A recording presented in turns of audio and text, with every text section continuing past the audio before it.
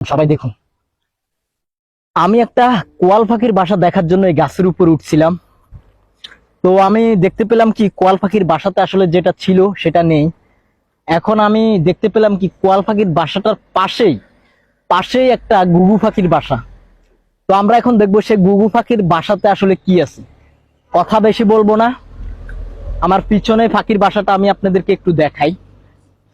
এই যে এই যে সে ঘুঘু পাখির বাসা, আর আমি কত উপরে দেখছেন। তো তো আমরা আসলে দেখবো এখন এই এই ঘুঘু পাখির বাসাতে আসলে কি আছে। আমি তাহলে একটু দাঁড়াইতে হবে, আমারে গাছের উপরে আমারে একটু দাঁড়াইতে হবে। আমি দাঁড়াইয়া গেছি গাছের উপরে। তো এখন দেখবো এই বাসাতে আসলে কি আছে, আর আপনাদেরকে দেখাবো।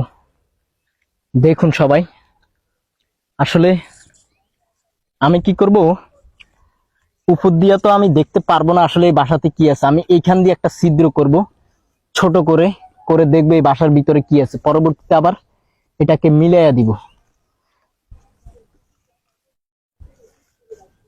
কিছু আছে বাবা, এইসব পাখির বাসাতে অনেক সময় সাপ থাকে, তো আমাকে অনেক সাবধানে কাজ করতে হবে। ঘুঘু পাখির বাসায় কিন্তু আমি সবসময় প্লাস্টিক খুঁজে পাই, প্লাস্টিক। আরো দুই একটা ঘুঘু পাখির বাসায় এর আগে আমি দেখিয়েছিলাম। এই যে প্লাস্টিক দেখছেন, এই ডিম দেখা যাচ্ছে। এই যে ঘুঘু পাখির ডিম, সবাই দেখুন। ঘুঘু পাখির বাসাতে ডিম আছে, তবে ডিমগুলো ভালো না, বাচ্চা ফুটে নষ্ট হয়ে গেছে। এই ডিমটা অনেক আগের পুরনো একটা ডিম। এটার ভিতরে কিছুই নেই, দেখতে পাচ্ছেন আপনারা। এটার ভিতরে আরো দুই একটা ডিম আছে, তবে এগুলো মনে হচ্ছে পচা সবগুলা। তো এই বাসাটা নিয়ে আমি আর বেশি ঘাটাঘাটি করব না, কারণ এটার ভিতরে সাপও থাকতে পারে। তো ভিডিওটা আমি এখানে শেষ করতে চাই।